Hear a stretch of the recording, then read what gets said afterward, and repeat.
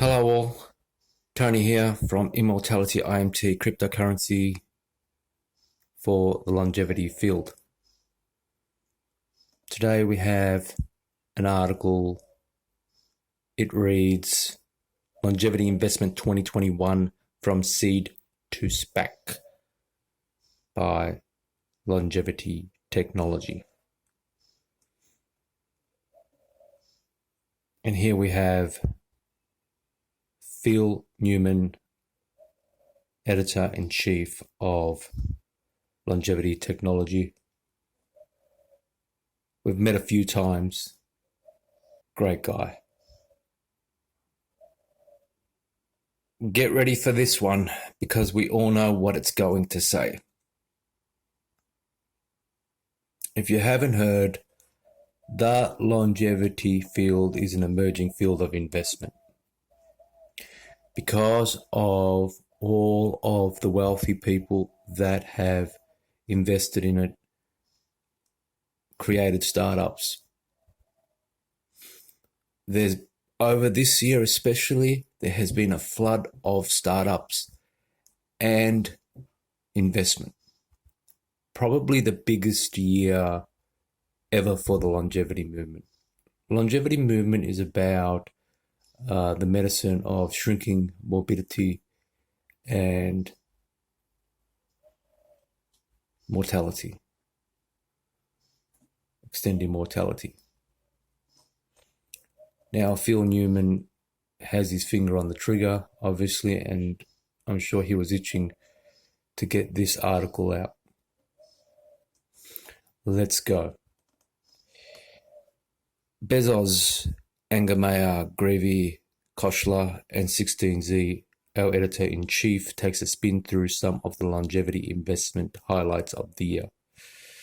Following yesterday's news of Corify Capital's $100 million longevity fund, I thought it would be a good time to reflect on what has been quite a year for investment in our growing sector, from huge new funds and mind-boggling Series C rounds to a host of exciting early-stage investments and innovative new ways to fund longevity research.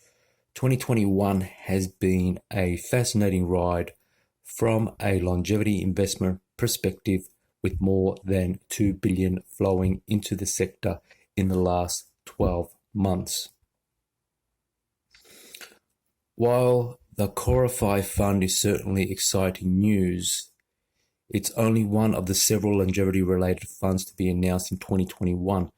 Earlier this month, Apollo Health Ventures successfully raised a $180 million venture fund to build a portfolio of data-driven biotechnology and health tech ventures aimed at extending human health span, while October saw Switzerland's Maximon announce the launch of its $100 million longevity co-investment fund. Significant funding for the longevity field was also promised by German billionaire Michael Greve, who earmarked £300 million for rejuvenation startups, and by the newly formed Longevity Science Foundation, which committed to distributing more than $1 billion over the next 10 years.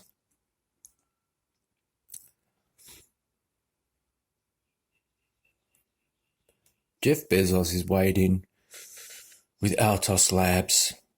Now, we haven't really got some interview of him telling us what he thinks about that investment and what his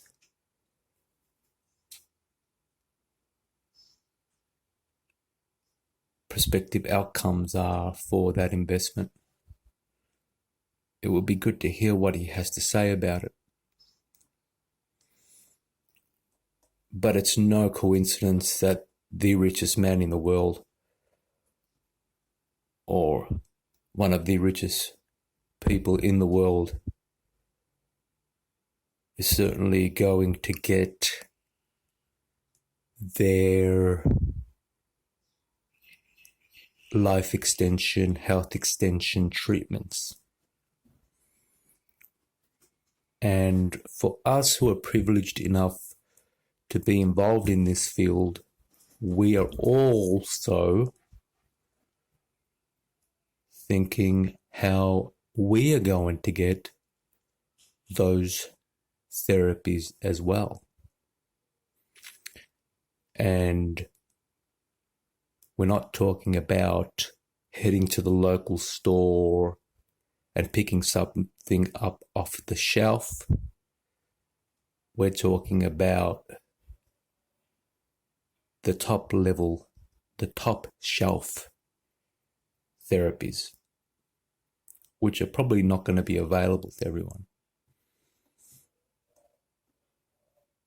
And that should be probably a little bit of being involved in this industry is about being involved in that. 2021 certainly seemed to be the year that billionaires really started taking longevity seriously, with funding from internet shopping mogul cum spaceman Jeff Bezos reported to be behind the launch of biological reprogramming startup Altos Labs.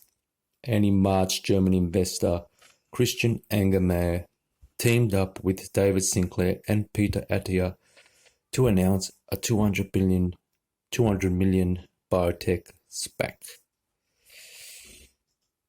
which we can assume will have a longevity focus, although we're yet to learn what the details of that will be. Now, let's take a look at this year's deals. Longevity money raised in 2021. Over $2 billion raised by longevity companies across more than 40 deals. 28% of deals were mega rounds, raising over $100 million.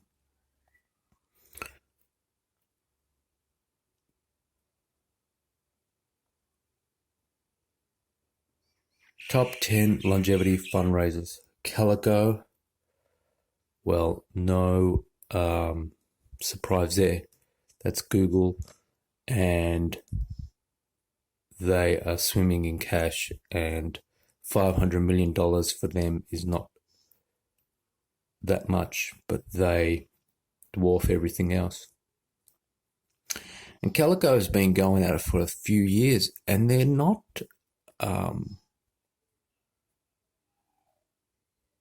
they're kind of secret about what they're doing.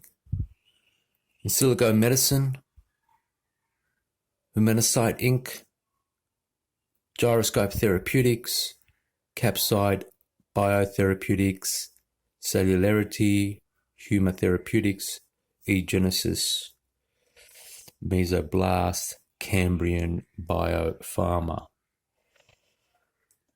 So this is only UK, USA, Australia. This is an English-speaking centric list because it ignores Asia. There's a lot of things going on in Asia that aren't represented in this article. Sowing the seeds. But 2021 hasn't only been about megabucks. Much of our sector can still be primarily considered as early stage, as many of the investors supporting companies at this stage are individuals like Sonia Arison, who told us what drives her as a longevity investor.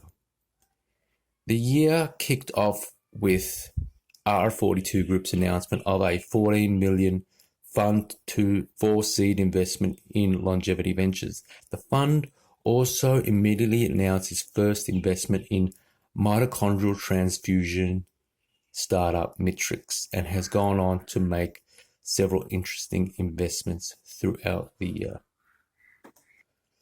Other interesting seed rounds include Senesca's £1.3 million for the development of senescence reversing interventions that target both disease-causing and aesthetic aspects of aging, and the $7 million raised by digital health company Bold, led by Silicon Valley investment giant Andreessen Horowitz. More seed-level Silicon Valley interest was also demonstrated by Khosla Ventures, which invested in Turn Biologies. and its novel RNA medicines for untreatable age-related conditions. Easy as Series A, B, C. Moving into the more serious funding rounds, 2021 has given us a wealth of exciting investments to reflect on, from Fauna's relatively modest 9 million Series A to In Silico Medicine's eye-popping 255 million Series C. We've also seen everything in between. Here's a selection of some interesting deals. In February, NAD Plus supplement firm Chromadex raised $25 million through the sale of its common stock in a private placement, while Cambrian Biopharma exited stealth mode, announcing $60 million in private funding to develop medicines to extend healthy lifespan. March saw gene editing company eGenesis raise a $125 million Series C round to advance xenotransplantation programs in kidney failure and type 1 diabetes into first-in-human studies. In May, we saw two gene therapy developers raising big money, with Capsca Therapeutics emerging from stealth mode with $140 million, plus Dino Therapeutics closing $100 million Series A led by Andreessen Horowitz.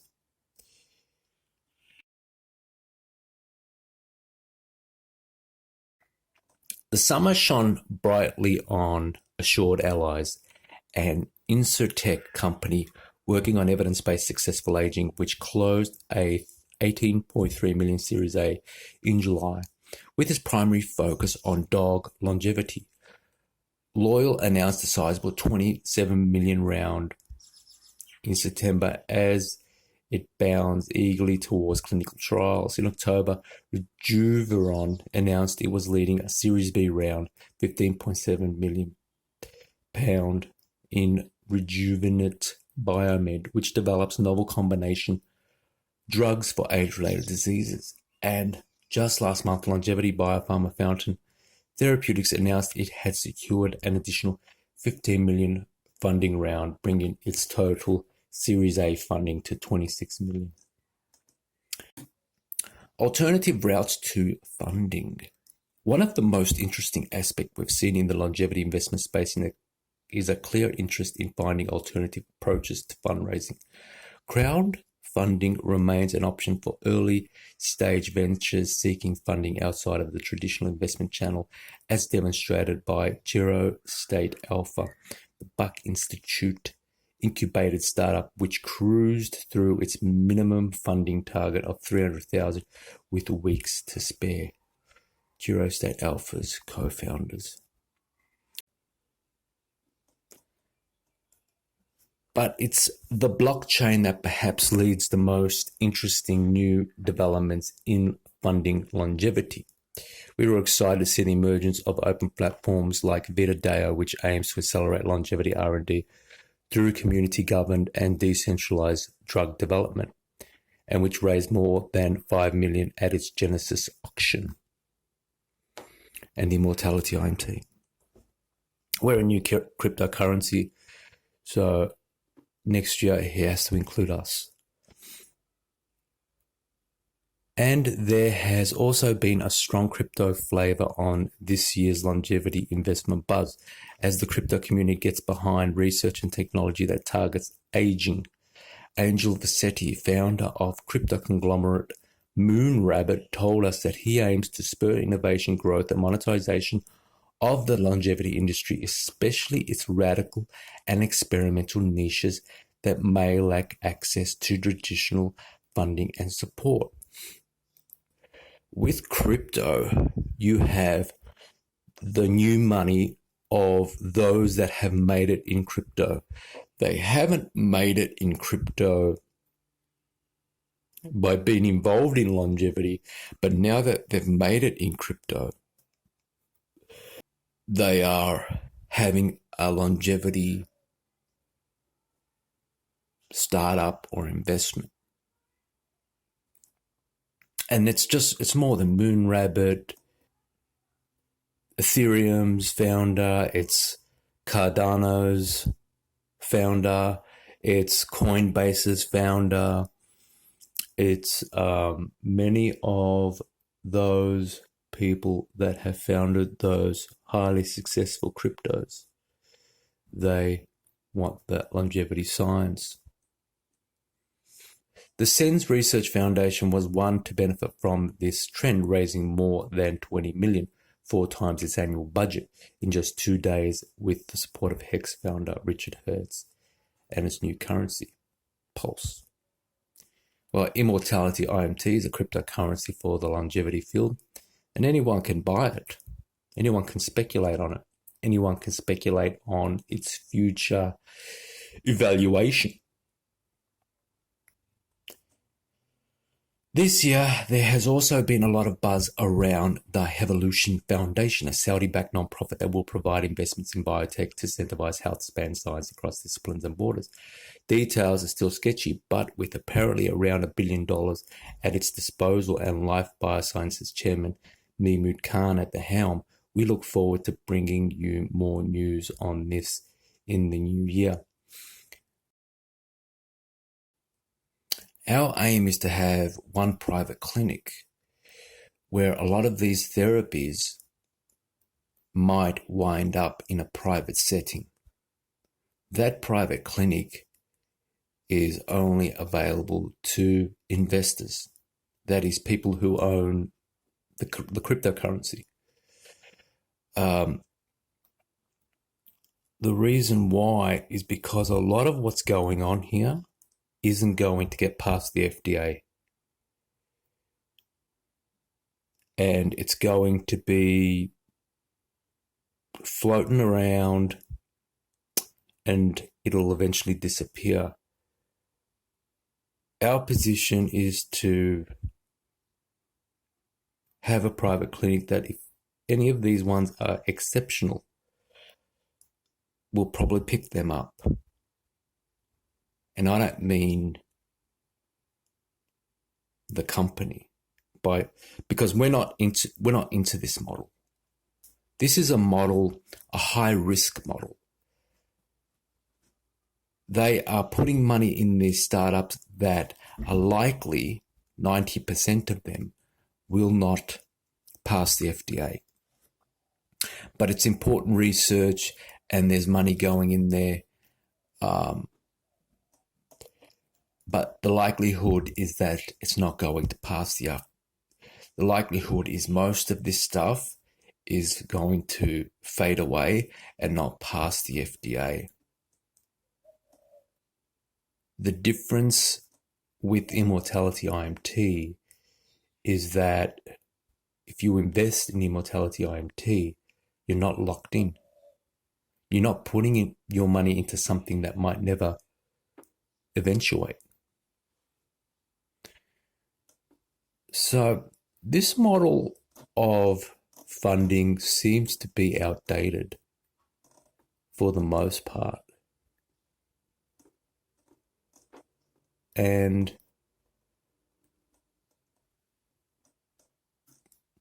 I think as time goes on, it's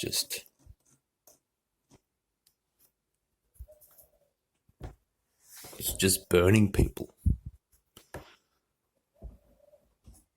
When they show up to the FDA with what they're doing, the FDA is just going to send them away because they have to show some medical use for their work. You just can't say it's anti-aging. You have to say there is some condition that it therapeutizes.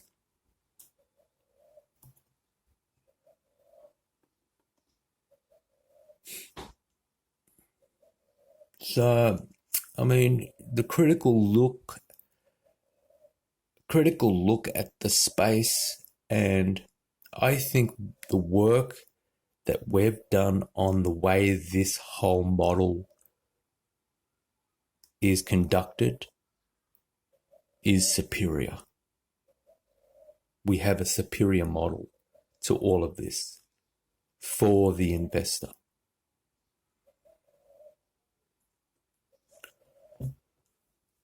This year,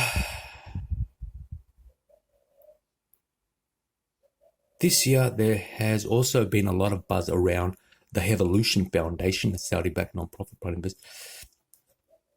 Well, definitely the Saudis want food. It's almost 2022 already. What else will the year ahead hold? More billionaires joining the longevity biotech race, a successful phase 3 longevity trial, a Juvenescence IPO. You know, there's only one place to find out. Stay tuned.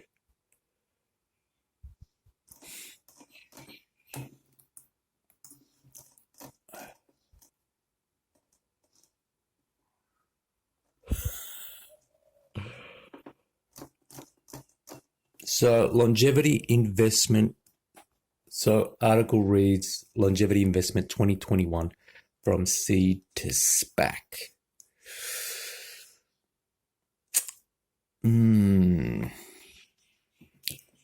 I wonder if we can get a roundup of what each of these companies are in fact working on in some detail. That way we can know what their actual technologies are in order to be able to comment or speculate on which of these companies could pass the FDA.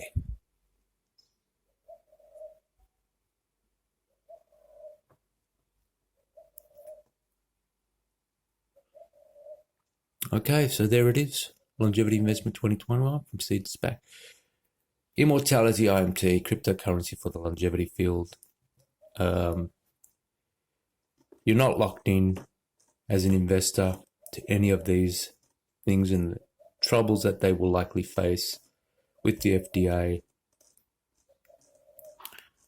And most of these companies won't ever see the light of day with their treatments. And most of these operations will either go dormant or they will no longer be in existence after their funding runs out and they can't get through the FDA. Mind you, that getting through the FDA is about $1 billion. So if they haven't got their stuff absolutely spot on, they will go bankrupt.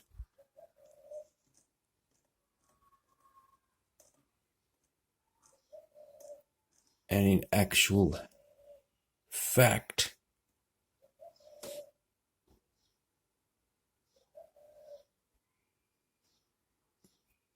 Immortality IMT, cryptocurrency for the longevity field.